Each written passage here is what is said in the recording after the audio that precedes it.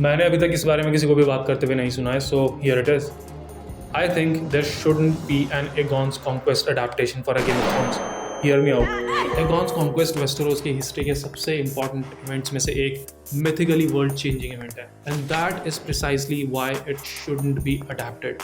कुछ चीज़ें ऐसी होती हैं ना जो हम देख नहीं सकते, जिनके बारे में केवल सोचना, केवल बात करना ही उस चीज़ की माइथोलॉजी को, उस चीज़ की इंपॉर्टेंस को और ज़्यादा एलिवेट करता है, क्योंकि वो हमारे दिमाग में होती है, वो हमारी इमेजिनेशन में होती है। The moment we see it on screen, उसका mythicism, if that's even a word, और उसकी इंपॉर्टेंस वो थोड़ी कम हो जाती है because we are able to see it on screen. For example, if you take horror movies, कुछ हॉरर मूवीज ऐसी होती हैं जिसमें हॉरर एलिमेंट्स को दिखाया नहीं जाता, केवल फील कराया जाता है ताकि audiences can imagine it in their head, and those horror movies are always better than the ones who just give us a shock value. तो मिथिकल इवेंट्स के साथ यही चीज़ है कि उन्हें दिमाग में इमेजिन करना always gives them more mythicality. Aegon's conquest is an event जिसके बारे में जब भी गेम ऑफ थ्रोन्स में जिक्र होता है, आइदर इन द बुक्स और either in the show, everybody talks about it like it's some godly event, जैसे बिग बैंग के बारे में बात कर रहे हैं। कुछ लोग ये बोलते हैं कि वलेरिया के ऊपर भी एक शो बनना चाहिए। नहीं भाई, Valyria is even more mystical.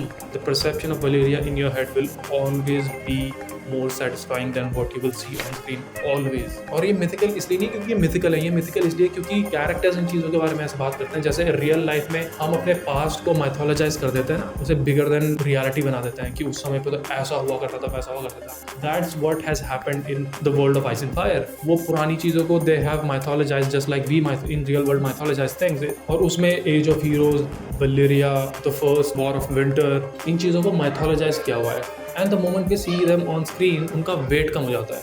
Now HBO के एग्जीक्यूटिव्स को इस बात से फ़र्क पड़ता है?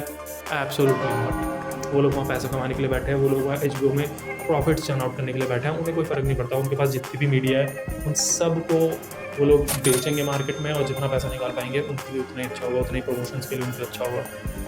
But as a fan, I'm saying this, as much as I want to see it, I also don't want to see it because I'm actually a fan.